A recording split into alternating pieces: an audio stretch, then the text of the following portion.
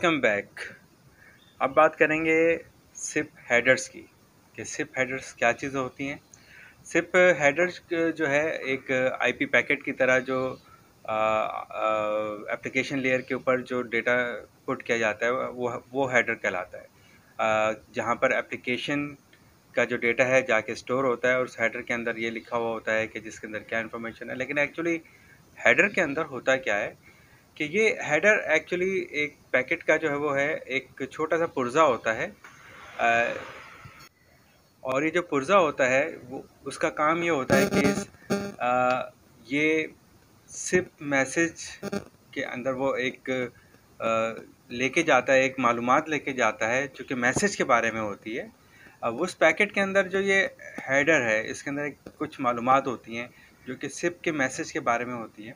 अच्छा, ये बनता कैसे है, इसका किस तरीके से इसका बनावट होती है इस हेडर की फील्ड की, कि ये एक जो है एक तय दर तय एक सीक्वेंस होता है। A1 1 2 3 4 5 इस तरह हेडर फील्ड्स का सीक्वेंस होता है जिस तरीके से ये बना होता है।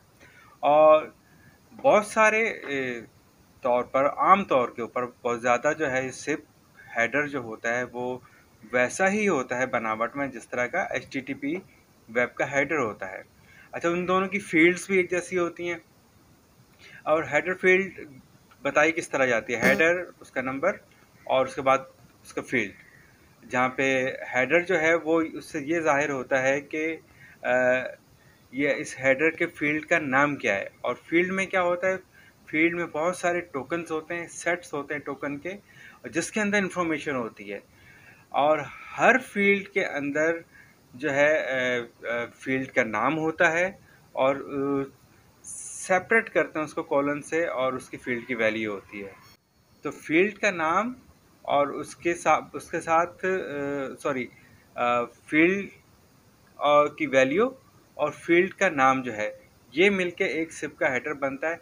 जबकि फील्ड के अंदर जो है वो कुछ आपके टोकन्स होते हैं और सेट जिसके अंदर वो इन्फॉर्मेशन कैदर की होती है, उनकी सेपरेशन होती है। तो ये होता है सिप के हेडर्स। तो सिप के हेडर्स की अगली और क्या तरीके और कौन सी शक्लें होती हैं उसके बारे में बात करते हैं मज़ीद।